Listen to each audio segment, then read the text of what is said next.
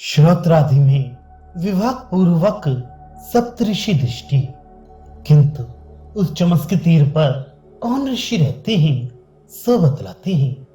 ये दोनों कान ही गौतम और भारद्वाज हैं। यही गौतम है और ये दूसरा भरद्वाज है। ये दोनों नेत्र ही विश्वामित्र और जमदग्नि हैं। यही विश्वामित्र है और ये दूसरा जमदग्नि है। ये दोनों नासारंध्र है, वशिष्ठ और कश्यप है। यही वशिष्ठ है और ये दूसरा कश्यप है।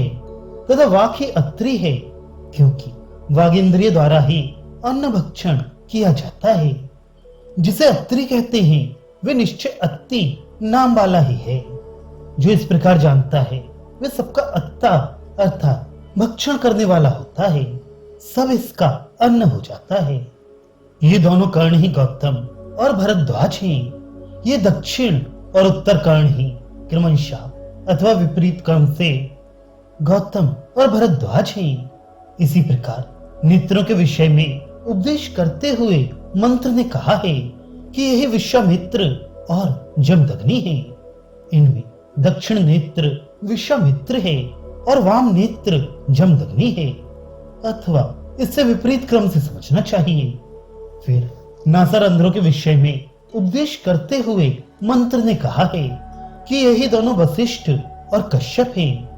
पूर्ववत दायां छिद्र वशिष्ठ है और बायां कश्यप है।